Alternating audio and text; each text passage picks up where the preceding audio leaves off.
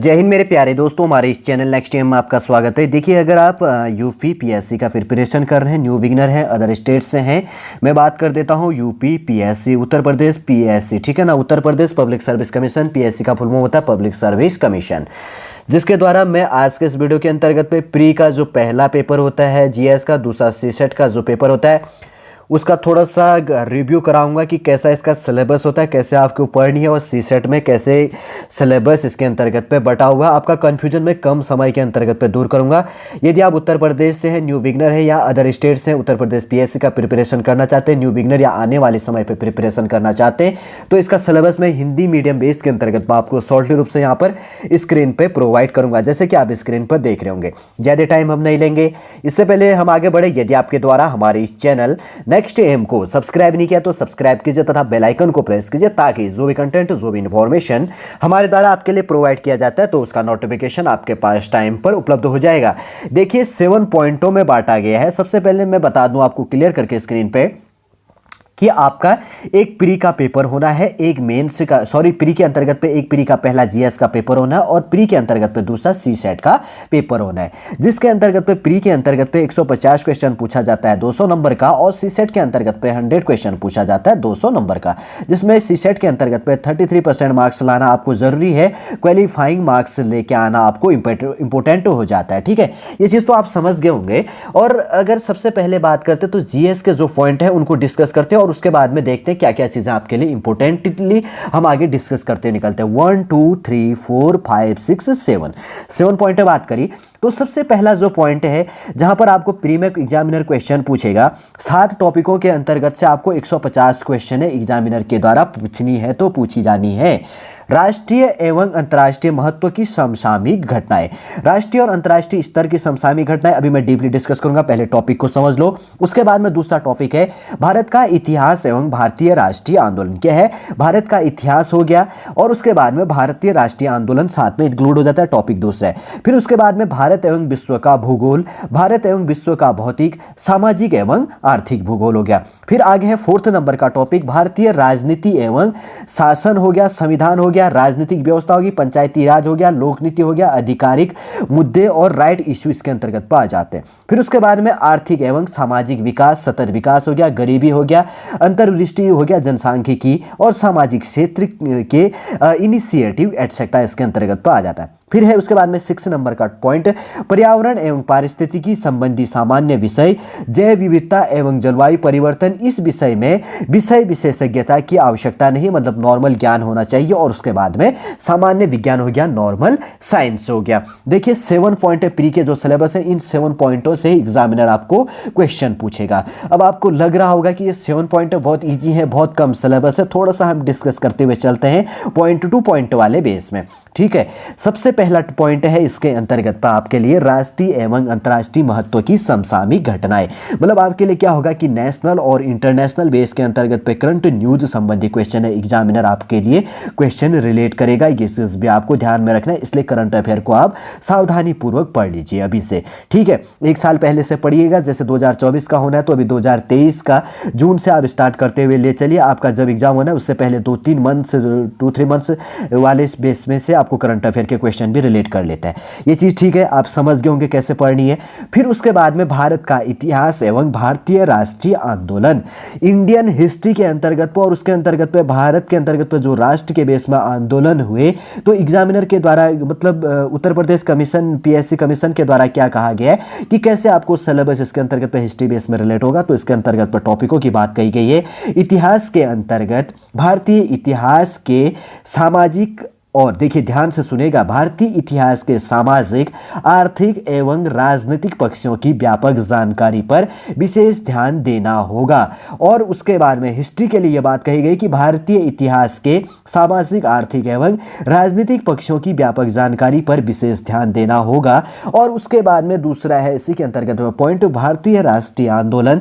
तो यह कहा गया कि भारतीय राष्ट्रीय आंदोलन पर अभ्यर्थियों से स्वतंत्रता आंदोलन की प्रकृति तथा तथा विशेषता हो गया, राष्ट्रवाद का अभ्युदय तथा स्वतंत्रता प्राप्ति के बारे में सामान्य जानकारी आपसे क्या किया जाता है, अपेक्षित की जाती है। मतलब आपसे एक उम्मीद रखी जाती है कि आपको इस प्रकार से नॉलेज होना चाहिए। वापस मैं रिपीट कर रहा हूँ, हिस्ट्री के अंतर्गत पे भारतीय इतिहास के सामाजिक, आर्थिक एवं राजनीतिक पक्षों की व्यापक जानकारी के विषय पर ध्यान देना होगा और भारतीय राष्ट्रीय आंदोलन पर अभ्यर्थियों से स्वतंत्रता आंदोलन की प्रकृति तथा विशेषता, राष्ट्रवाद का अभ्युदय तथा स्वतंत्रता प्राप्ति के बारे में सामान्य जानकारी आपसे अपेक्षित की जाती है, आपसे उम्मीद की जाती है कि आपको इसमें नॉलेज होना चाहिए।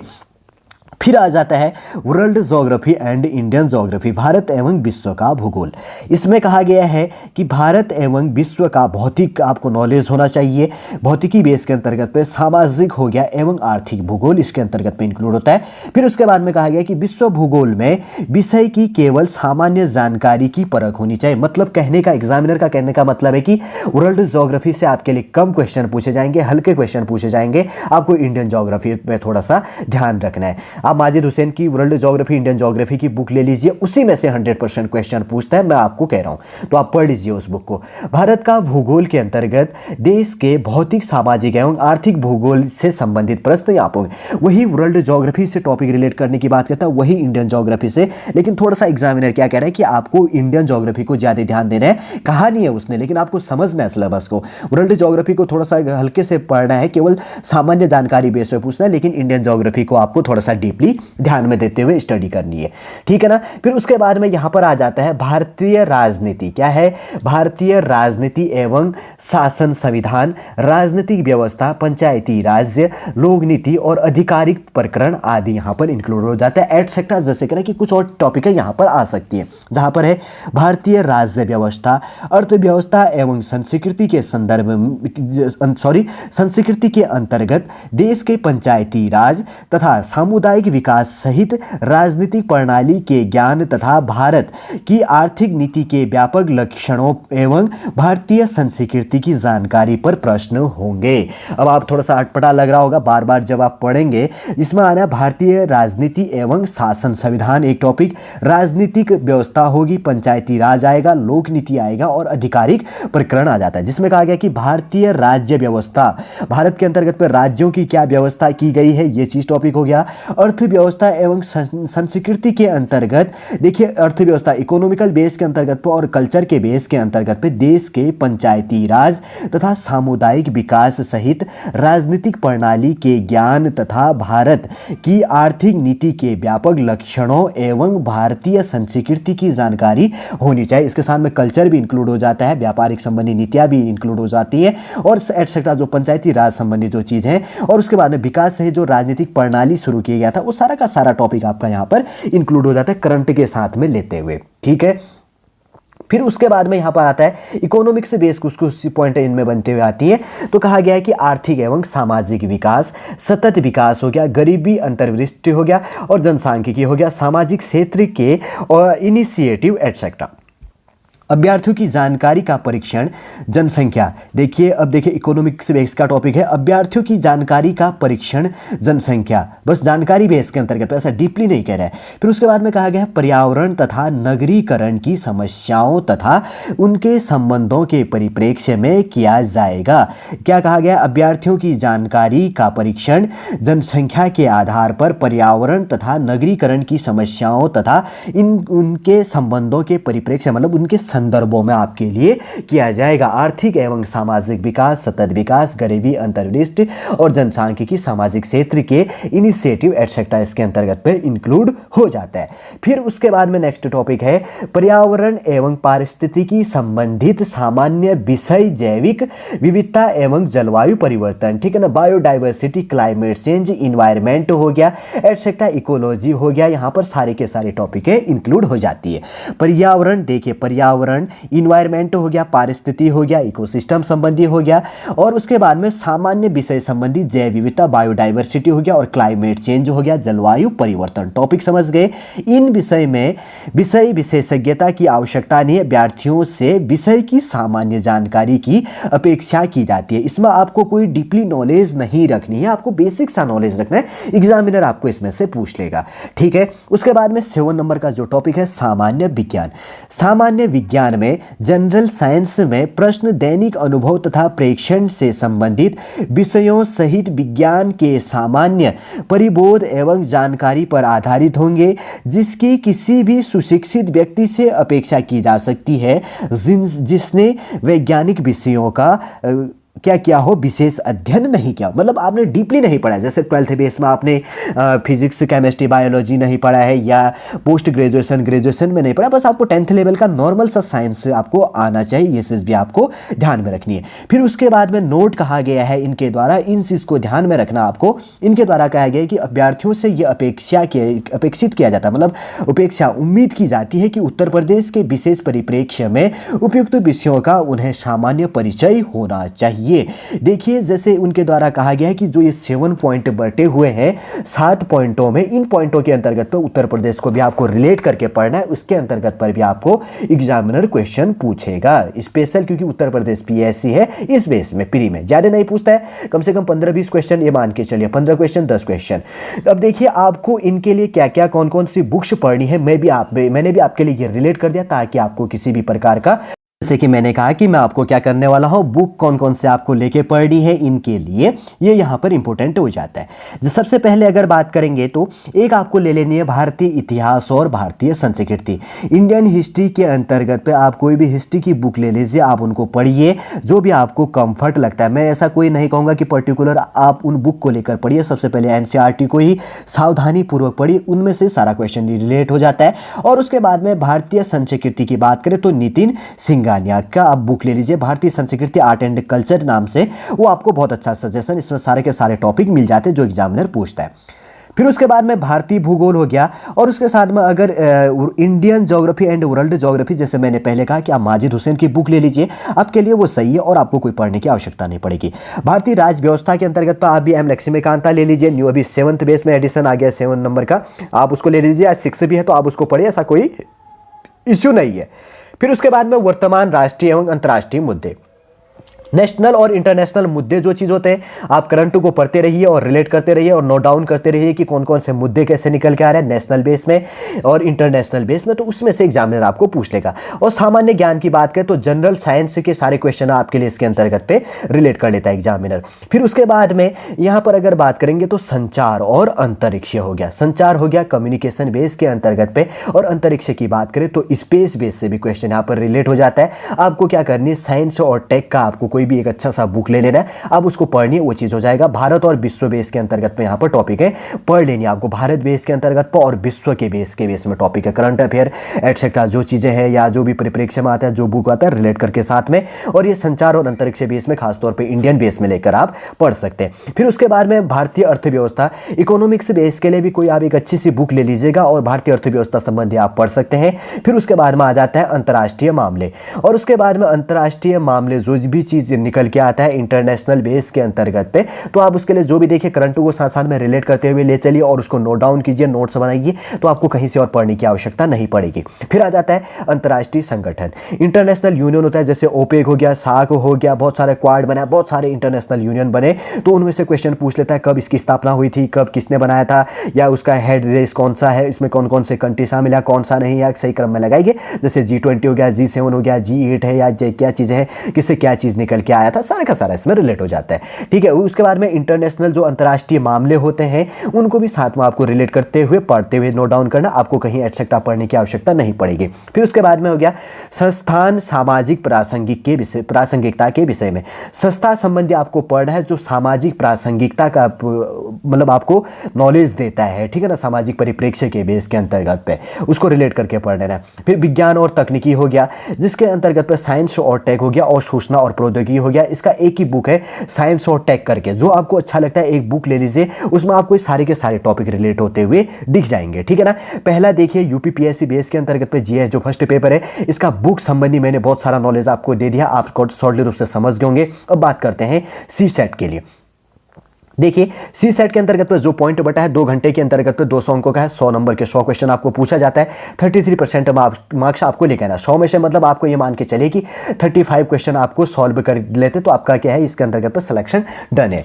और इसके बाद में सबसे पहले एक पूछा जाता है जैसे कंप्रीहेंशन पूछा जाता है, विस्तारीकरण। अभी मैं थोड़ा सा बात करूंगा। एक कंप्रीहेंशन पैसेज दिया जाता है जिसके अंतर्गत आपको आंसर दिया होता है, उसमें सही आंसर कौन सा है उसको चूज करनी है, ये समझ गए होंगे। दूसरा टॉपिक है अंतर व्यक्तिक क्षमता, जिनमें संप्रेषण कौशल भी समाहित होता है। और उसके बाद में तार्किक एवं विश्लेषणात्मक योग्यता, और उसके बाद में निर्णय क्षमता एवं समस्या समाधान।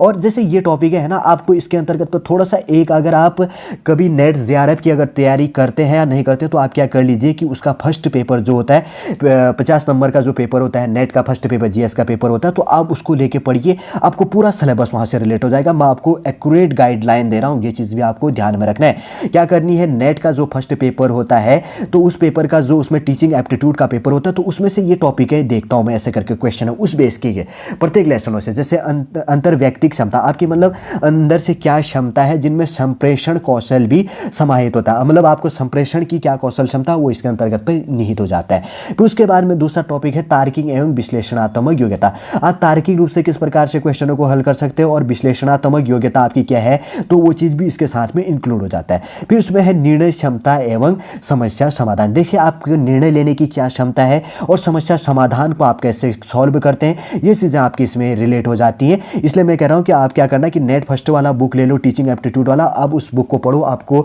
इसमें से ये टॉपिक है सारी क्लियर जानी है। सामान्य बौद्धिक योग्यता वाला थोड़ा सा करंट अफेयर तो नहीं, रीजनिंग के साथ साथ में आप टीचिंग एप्टीट्यूड को ही पढ़ेंगे तो आपका पूरा का पूरा ये टॉपिक क्लियर हो जाएगा। ये वाला भी कंप्रीहेंशन बेस भी, क्योंकि कंप्रीहेंशन बेस उसमें भी मिल जाएगा 1 2 3 4 5 के 5 वाले में जो आपको अच्छा लगता है, ठीक है ना, वो बुक ले लीजिए। आप देख लीजिएगा कि आप जब पढ़ेंगे तो बाद में आप पेपर उठा के देखेंगे आपको ऑटोमेटिक लगेगा कि हाँ इसका सिलेबस बेस ऐसा है। ऐसा पर्टिकुलर मार्केट में कोई बुक है नहीं इसका भी, अगर कोई आ रहा है किसी ने बनवा दिया है या प्रिंट हो रहे तो वो इन्हीं बेसों से रिलेट करते हुए आ रहा है, ठीक है ना। उसके बाद में पूछा गया प्रारंभिक गणित हो गया हाई स्कूल स्तर तक, आपको मैथमेटिक्स से बेस आना है जिसके अंतर्गत पे अंक गणित, बीज गणित, रेखा गणित और सांख्यिकी 4 टॉपिक इंक्लूड होनी है, ठीक। फिर उसके बाद में सामान्य अंग्रेजी हाई स्कूल स्तर तक 10th लेवल बेस तक का आपका नॉर्मल इंग्लिश आएगा। और उसके बाद में सामान्य हिंदी मतलब 10th high school level 10th level तक आपको यहाँ पर क्या पूछा जाएगा और हिंदी के क्वेश्चन है पूछे जाएंगे। और उसके बाद में कहा गया कि प्रारंभिक गणित हो गया हाई स्कूल स्तर तक के पाठ्यक्रम में सम्मिलित किए जाने वाले विषय इसके अंतर्गत पे इंक्लूड हो जाएंगे। जैसे कि समझ लिया होगा, अगर सेकेंड सी सेट के पेपर की बात करें तो 1 2 3 4 5 6 7 8 9 पॉइंटों में बांटा गया, जिसके अंतर्गत तो मैंने कह दिया कि इसको 1 2 3 4 5 ये टॉपिकों को आपको कैसे पढ़ना है मैंने बता दिया। फिर उसके बाद में मैथमेटिक्स हो गया, नॉर्मल आपको इंग्लिश पढ़नी है, नॉर्मल हिंदी पढ़ना है। उसके बाद में नॉर्मल मैथमेटिकल से बेस के अंतर्गत पे टॉपिक है यहाँ पर रिलेट हो जा रही है। जैसे मैथमेटिक्स के अंतर्गत पे, अंक गणित के अंतर्गत पे ये टॉपिक है, पॉइंट है कहीं कहीं ये कि आपको कौन कौन सा पढ़ना है। संख्या पद्धति के अंतर्गत पे प्राकृतिक संख्या होगी, पूर्णांक संख्या हो गया, परिमेय संख्या होगी जिनको हम P/Q के रूप में लिखते हैं, P/Q के रूप में नहीं लिखते, अपरिमेय संख्या कहा जाता है। और उसके बाद में वास्तविक संख्या होगी, पूर्णांक संख्या हो गया जिनको 0 से शुरू किया जाता है, 1 से शुरू किया जाता है, कौन पूर्ण संख्या है, कौन अपूर्ण संख्या, कौन प्राकृतिक संख्या है, कौन गिनती की संख्या है, सारा का सारा रिलेट हो जाता है। आप कोई भी लीजिए, RS अग्रवाल की बुक ले लीजिए, आपको और कोई बुक लेने की आवश्यकता नहीं पड़ेगी अगर मैथमेटिक्स से पढ़ना है तो क्लियरली वाले में, ठीक है। ये चीज समझ गए होंगे, ज्यादा कभी बात करेंगे। एवं अविभाज्य पूर्णांक संख्या है जिसके अंतर्गत विभाज्य एवं अविभाज्य संख्या, विभाजन का रूल लगता है 2 से 3 से 4 से 5 से 6 से 8 से 9 से 10 से 11 से जो भी कहा जाता है, विभाजन के रूल संबंध आपको पढ़ना है। पूर्णांक संख्याओं का लस मस, आपको लस मस निकालना आना चाहिए, लघुत्तम समावर्त और महत्तम समावर्तक जिसको कहा जाता है उनके संबंध में आपको क्वेश्चन पूछना है। एवरेज से आपको पूछना है, अनुपात समानुपात से है, परसेंटेज से, लाभ हानि है, ब्याज साधारण एवं चक्रवृद्धि ब्याज है, काम और समय हो गया, चाल हो गया, समय और दूरी, चाल बराबर दूरी बट्टे समय होता है, ये चीज फॉर्मूले ध्यान में रखा करो साथ साथ में। तो ये टॉपिक है अंक गणित से हो गया। फिर उसके बाद में बीज गणित की बात करते हैं। तो बीज गणित के अंतर्गत में जैसे कि कहा गया है कि यहाँ से क्या क्या होनी है, पहला टॉपिक दिया गया बहुपद के गुणनखंड हो गए, बहुपदों का लघुत्तम समावर्त और महत्तम समावर्त एवं उनके संबंध हो गया, शेषफल प्रमेय हो गया, सरल युग्म पर समीकरण हो गया और द्विघात समीकरण इसके अंतर्गत आ जाता है।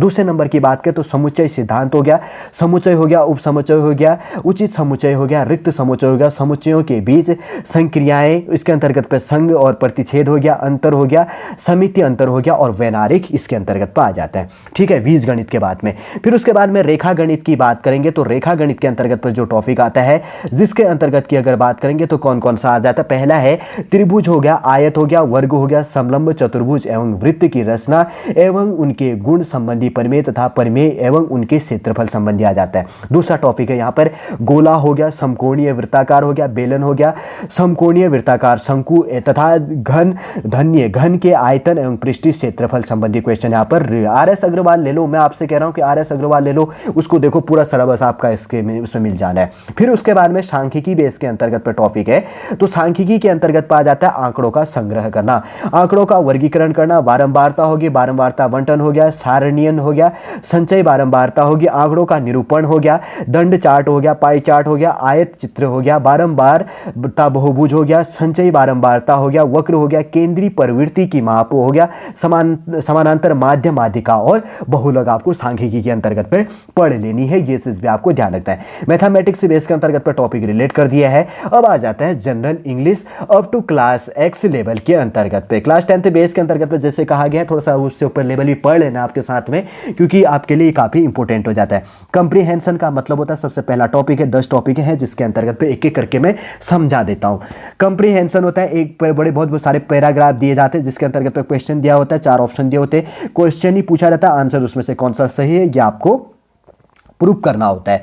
ठीक है, एक टॉपिक ये बेस आ जाता है। दूसरा टॉपिक आ जाता है active voice and passive voice. Active passive voice पूछा जाता है। वॉइस का मतलब वाच्य होता है, हिंदी में आपने पढ़ा होगा कृतवाच्य, कर्मवाच्य, भाववाच्य, लेकिन इंग्लिश में 2 ही प्रकार के होते हैं, एक्टिव को पैसिव में बदलना, पैसिव को एक्टिव में बदलना, ऐसा नहीं होता, एक्टिव से पैसिव में बदलना होता है, कृतवाच्य को कर्मवाच्य में बदलना। एक्टिव पैसिव वॉइस भी आप समझ गए। और जैसे पार्ट्स ऑफ स्पीच आपको क्या करनी है, जैसे टॉपिक दिया जाएगा कि पार्ट ऑफ स्पीच कौन कौन से हैं, सारे के सारे टॉपिक उसमें रिलेट हो जाता है। 4th नंबर का टॉपिक है ट्रांसफॉर्मेशन ऑफ सेंटेंस। आपको क्या करना है, ट्रांसफॉर्मेशन बेस के अंतर्गत पे सेंटेंस को सॉल्व करनी है। 5 नंबर का है direct and indirect speech, direct को इनडायरेक्ट में बदलना, इससे संबंधी पूछा जाएगा। 6 नंबर का टॉपिक है पंक्चुएशन एंड स्पेलिंग्स। आपको देखिए पंक्चुएशन बेस के अंतर्गत पे जैसे full stop, question mark, acceleration etcetera जो सारे मार्क्स से संबंधित होते हैं और उसके संदर्भ में स्पेलिंग बेस के अंतर्गत पे उनको पूछा जाता है। फिर उसके बाद में 7 नंबर का टॉपिक है वर्ड्स मीनिंग। देखिए वर्ड्स मीनिंग बेस के अंतर्गत पर आपको पूछ लिया जाएगा, वर्ड दिया जाएगा, इंग्लिश पे एक वर्ड दिया जाएगा, इसका मीनिंग क्या होता है उसको भी इंग्लिश में ही दिया जाएगा, आपको उसको सॉल्व करना होगा। फिर उसके बाद में आ जाता है 8वें नंबर का वोकेबुलरी एंड यूजेस। देखिए वोकेबुलरी दी जाएगी और उसको कैसे यूज करना है ऐसे करके भी यहाँ पे पूछा जाता है। उसके बाद में देखिए 9 नंबर का है इडियम्स एंड फ्रेज, लोकोक्ति और मुहावरे जिनको कहा जाता है। इसलिए मैं कहता हूं कि टॉपिकों को हिंदी में समझिए। देखिए अभी रिलेट होगा, यही हिंदी में आपका भी रिलेट होना है, और इसलिए आपको जो इंग्लिश को आपने कितना एक डीपली बना दिया है कि बहुत हार्ड है इंग्लिश, तो ऐसा है नहीं। जब आप इंग्लिश को भी हिंदी के साथ में रिलेट करके पढ़ते तो आप सॉल्टी रूप से समझ जाते हैं। इडियम्स हो गया, और अब इडियम्स बोला जाता है, इसको ध्यान रखना, ठीक है ना। और दूसरा बोला जाता है एंड फ्रेज हो गया, लोकोक्ति और मुहावरे संबंधी हो गया। उसके बाद में 10th नंबर का टॉपिक है, 10th पॉइंट है फिल इन द ब्लैंक्स। आपको खाली स्थान को भरना होगा, सेंटेंस दिया रहेगा, आपको दिया जाएगा कि इजामर है, वजर है, कुड, शुड एटसेट्रा जो भी चीजें हैं वो पूरे की पूरे आ जानी है, जैसे कि जनरल इंग्लिश आपने समझ लिया होगा। फिर अब बात करते हैं यहाँ पर जनरल हिंदी की बात कर लेते हैं। सामान्य हिंदी के अंतर्गत पे हाई स्कूल स्तर के पाठ्यक्रमों में सम्मिलित किए जाने वाले विषय जो इसके अंतर्गत पर इंक्लूड किया गया है। 14 पॉइंटों में बांटा गया है, एक एक करके हम यहाँ पर ये भी देख लेते हैं। हिंदी के अंतर्गत पर भी देखिए हिंदी वर्णमाला विराम चिन्ह हो गया, जैसे मैंने कहा ना कि full stop, question mark, exclamation, comma etcetera जो मार्क्स संबंधी सारे के सारे होते हैं, डैश हो गया है, पेंस हो गया, सारे चिन्ह यहाँ पर आ जाते हैं। हिंदी वर्णमाला संबंधी आ जाता है, क ख ग घ जो भी आता है, अ क ख, तो सारा का सारा जो पॉइंट है बेसिक सा, तो वो इसमें आ गया। फिर उसके बाद में दूसरा टॉपिक है शब्द रचना, वाक्य रचना और अर्थ। सबसे पहले शब्द रचना करनी, फिर वाक्य की रचना करनी, फिर अर्थ करना है। 3 टॉपिक है यहाँ पर है, समझ गए होंगे इंग्लिश के बेस के अंतर्गत पे। फिर उसके बाद में शब्द रूप संबंधी टॉपिक है 3rd। फिर 4th नंबर का है संधि विच्छेद हो गया और साथ में समास हो गया। संधि, स्वर संधि, व्यंजन संधि, विसर्ग संधि हो गया। समास हो गया, कौन सा समास है, अव्ययभाव समास है, तत्पुरुष है, बहुव्रीहि है, द्वंद्व है, कौन सा समास है, कब क्या चीज प्रयोग किया जाता है, ये चीज हो गया। क्रियाओं की बात करें तो क्रिया कौन कौन से होता है, जैसे सकर्मक क्रिया, ठीक है ना, वाक्य के आधार पर, प्रयोग के आधार पर होता है, कौन सा सकर्मक है, कौन सा अकर्मक है, कौन सा किस प्रयोग के आधार पर प्रयोग किया जाता है, सारा इसके साथ में आ जाता है। अनेकार्थी शब्द, अनेक शब्दों के लिए एक शब्द जो प्रयोग किया जाता है उसको अनेकार्थी शब्द कहा जाता है। 6 नंबर का पॉइंट आपको पढ़नी है। 7th और 8th नंबर का है विलोम शब्द और पर्यायवाची। एंटोनिम, सिनोनिम कहा जाता है, आपको इंग्लिश में भी पूछा जाता है, हिंदी में भी आपको पूछा जाता है। खास तौर पे याद रखो कि उसका अपोजिट क्या है या उसका सिमिलर क्या है। जैसे दिन को हम और किस रूप से जान सकते हैं, या दिन का अपोजिट क्या होता है, जैसे दिन का अपोजिट रात होता है। तो ऐसे करके सिनोनिम एंटोनिम आप समझते होंगे, जो इधर कोई नहीं है। 9 नंबर है लोकोक्ति और मुहावरे संबंधी। इंग्लिश में भी अभी मैंने कहा था ईडम्स और फ्रेजल बेस के अंतर्गत में यहाँ पर रिलेट किया गया है। अभी मैं वापस रिलेट कर देता हूँ, ऊपर बताया गया है इनको क्या कहता था, ईडम और फ्रेज बेस के अंतर्गत पे जल बेस, ठीक है ना। ये टॉपिक है यहाँ पर क्या होगी, लोकोक्ति और मुहावरे भी हिंदी में पूछा जाएगा, हिंदी वाले में भी इंग्लिश वाले में भी। और उसके बाद में तत्सम तद्भव देशज विदेशी शब्द पूछे जाते हैं। तत्सम शब्द होते हैं संस्कृत के शब्द, उसको हिंदी में ट्रांसलेट करना। तद्भव कहता है देशज शब्द कौन से हैं और विदेशी शब्द कौन कौन से प्रयोग किया। जैसे कभी पूछ लेता है तुर्की, फारसी, कौन कौन सा इसमें से कौन सा शब्द है, ये पूछते रहता है एग्जामिनर, तो ध्यान रखना है इसको। उसके बाद में 11 नंबर का पॉइंट है वर्तनी। वर्तनी मिस्टेक होगा, लैंग्वेज में दिया जाएगा, सेंटेंस में दिया जाता है कि इसमें कौन सा मिस्टेक है, पैराग्राफ दिए रहेंगे तो आपको उसको करेक्शन करके लिखना है, कौन सा पैराग्राफ गलत है ऐसे पूछ लेगा, कौन सा पैराग्राफ निम्न में से सही है, ऐसे करके 4 ऑप्शनों में से आपको सॉल्व करना होता है। अर्थबोध करना 12 नंबर का पॉइंट है, आपको कोई अर्थबोध करना है, उसके अंतर्गत कि इसका क्या चीज अर्थ निकलेगा, आपको उसका आंसर। जब आप क्वेश्चन थोड़ा सा पेपर उठा के देखेंगे ना तो आप ऑटोमेटिक रूप से समझ जाएंगे। फिर उसके बाद में 13वें नंबर का 13वें नंबर का पॉइंट है हिंदी भाषा में प्रयोग होने वाली अशुद्धियां। जैसे हिंदी ग्रामेटिकल लैंग्वेज बेस के अंतर्गत पे जो अशुद्धियां होंगी तो उसको सुधारना होगा, या तो वाक्य के वर्ड के आधार पर दिया होगा या सेंटेंस पैराग्राफ किसी भी रूप से आपको सॉल्व करनी होगी। साथ में दिया गया 14 नंबर का उत्तर प्रदेश की मुख्य बोलियां।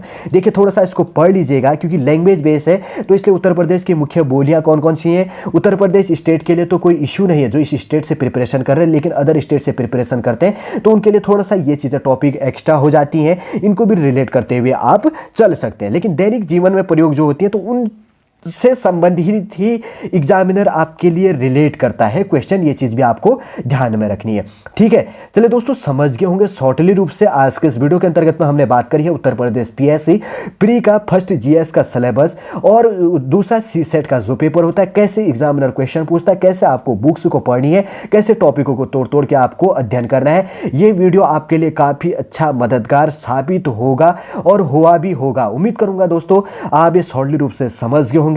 हम अपने इस क्लास को इसी के अंतर्गत पे यहीं पर समाप्त करते हैं। नेक्स्ट क्लास के अंतर्गत पे हम आपसे मिलेंगे। जय हिंद, जय भारत। और नेक्स्ट क्लास के अंतर्गत पे हम नेक्स्ट वीडियो के अंतर्गत मेंस के सिलेबस को आपके लिए रिलेट करेंगे। वापस हम वीडियो यहीं पर समाप्त करते हैं। वापस जय हिंद, जय भारत।